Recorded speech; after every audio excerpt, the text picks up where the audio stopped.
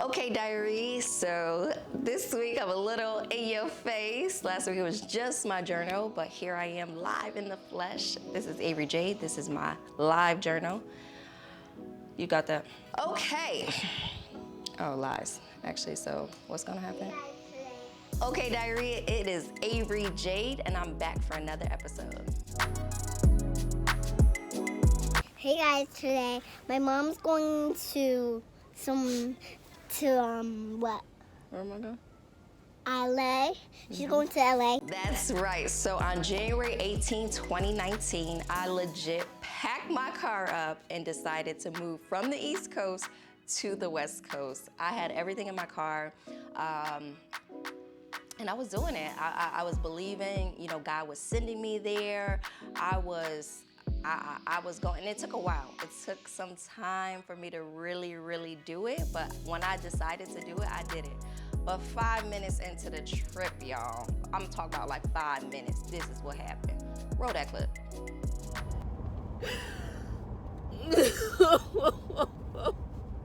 Yes, y'all, I was crying, boo-hoo. That moment, that trip, everything was like one of the hardest, natural birth, hold on.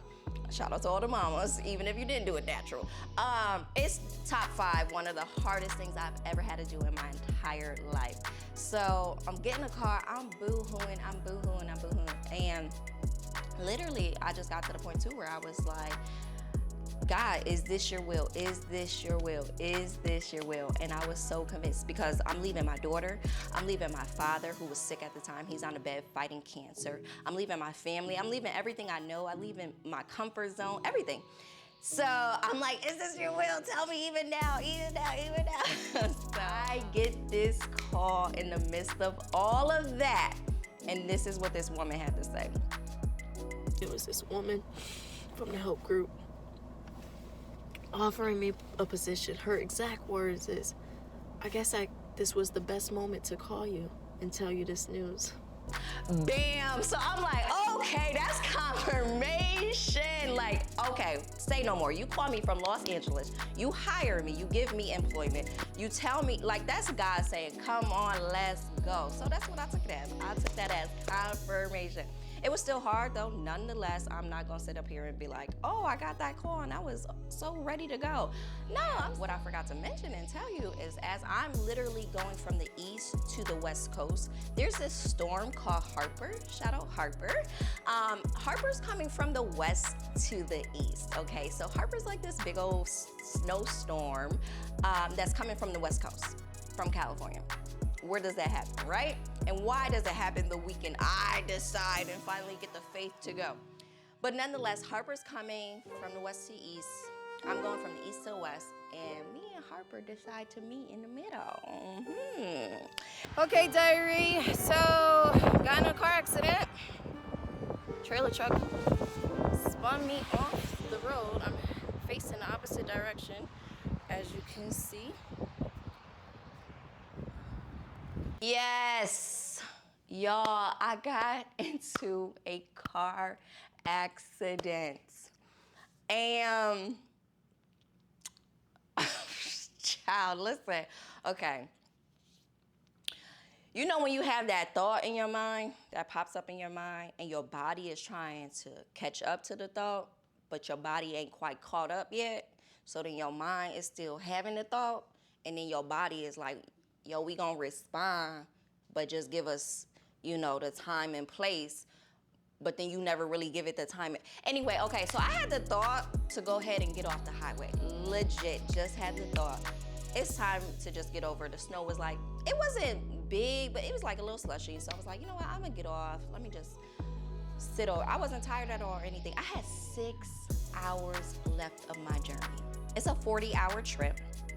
And I made my stops. I stopped in Tulsa, Oklahoma. Shout out Transformation Nation. Transformation Nation, stand up. My tie. Okay, anyway, so I'm on a roll. Like, I have 6 hours left. I'm in my last leg. I'm doing good, right? Nothing good. Like, what could happen from here? But I was like, I did have the thought to go ahead and pull over. So as I'm having this thought, I legit like was driving, and like as I'm going to like process that thought, I get smacked from behind by a trailer truck, y'all. I get smacked by my first trailer truck, and I say first because that one turned me, it hit, like allowed me to hit a guardrail and then turn me sideways. So when I was literally sideways in the middle of the highway, I got smacked by my second trailer truck because that's the car that was behind me. Boom, smack. Now I'm turned this way facing the oncoming traffic. And I like blacked out. I have this little blackout. And then there's this consciousness that comes back to me because there's just cars flying by, and you could feel the wind in the car. So I'm like legit at this moment, like, great, I just survived all of that, thank you God, but here's how I died. A little Kia is just gonna come and finish the job.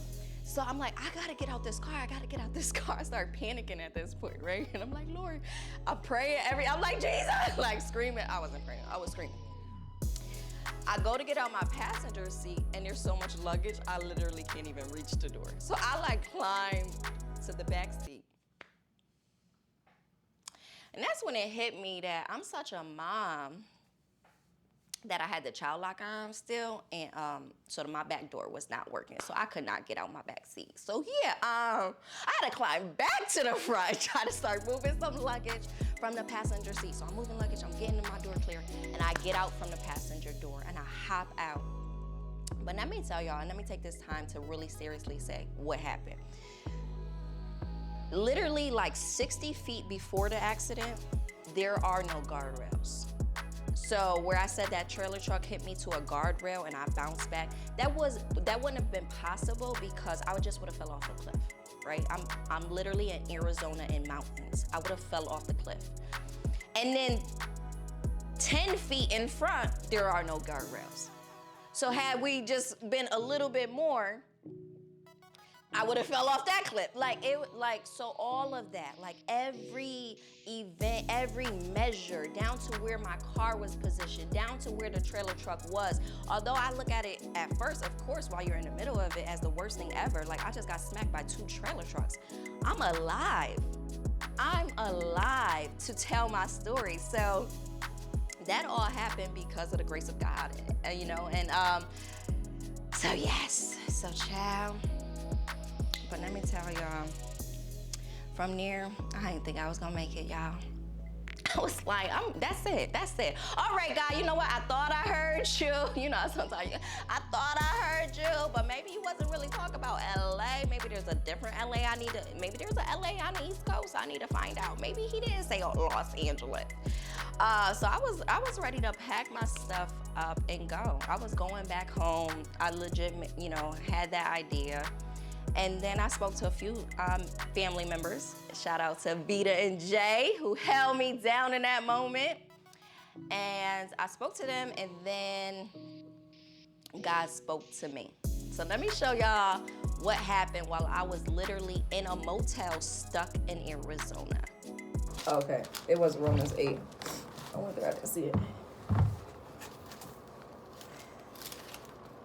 Romans 8, 24.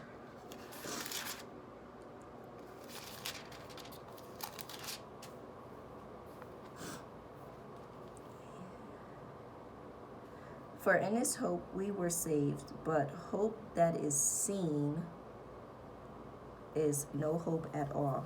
Who hopes for what they already have? But if we hope for what we do not yet have, we wait for it patiently. I have on these black Converse. I'm not gonna wake up today or go on throughout this journey saying, oh, I hope I get some low top black Converse. Maybe some clean, maybe some high top, because I do not have that. But I'm not gonna hope for low top black Converse. I have low top, so if I want it, if I needed it for something, for an particular outfit, I'm just going real minimal in this parable here. For outfit, I'm wearing this outfit today, and ooh, it's gonna look right with low top black Converse. If I have them, I'm just gonna walk in the closet, put them on, and go with the outfit. Boom, bam, it came together. If I do not have them, I'm going to say, I hope for, I see it, I have this vision, this outfit, this way it could go. I need some low top black Converse. Whatever working is going to take place from there until I get those low top black Converse, that's the hope. That's the hope, right? That's what I hope. I have a clarity on this vision. I see the whole ensemble. So it goes with when red low top or even high top Converse come my way, it's not the vision. It's not what I see. My God. My God. It could go, possibly it could match if it was like denim dress or something. But it's not it's not the vision. And the vision isn't what you see, because I don't see those black Converse. So it's not just physically what I see, these circumstances around me. It's what I don't see. It's what I don't see. I see it, but I don't see it, if that makes sense. So that spoke to me because it says, but hope that is seen is not hope. For why does one still hope for what they see?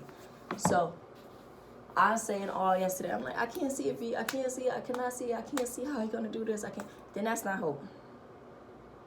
Hope, like if I could see it, if I could see everything, if I could be like, all right, I know that, then I have nothing else. I have to have hope right now.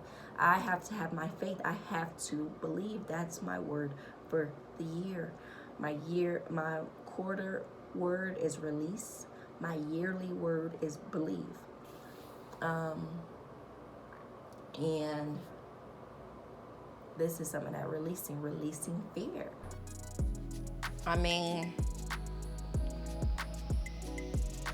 what's left for me to say? What's left for me to say? God's word is true. I mean, in that moment, I literally lost all my hope. I didn't have any hope when I got in that car accident. I didn't have a car. My car, like, it was totaled. It was totaled out. I'm stuck in Arizona. I'm in this motel. And I'm telling them that. I'm like, I can't see it. I cannot see it. I cannot see it. So if I could leave y'all with anything, what good is hope? Just like, it said in the word, what good is hope if you could see it, right? Like, what good is hope? If I see this blue blouse, I'm not gonna hope for it. I have it. But we hope for the things that we do not see. We have faith for those things that we cannot see naturally. And he gives us vision. But as it's all coming together, that hope that you need, that faith that you need, child, that's a word right there by itself, okay? I ain't trying to bring y'all to Sunday church, but my God, it's real. So I still decided to keep it pressing, keep it moving. So y'all gotta stay tuned. Come back, like, subscribe, comment. Come back, because I'm just gonna reveal my journey, how I eventually did make it to LA. So God is a man of his word. It did happen, but you need to come back and see what else happened, okay? Anyway, I am so thankful for you tuning in and watching yet another episode of OK Diary. This is your girl, Avery Jade, and that's it.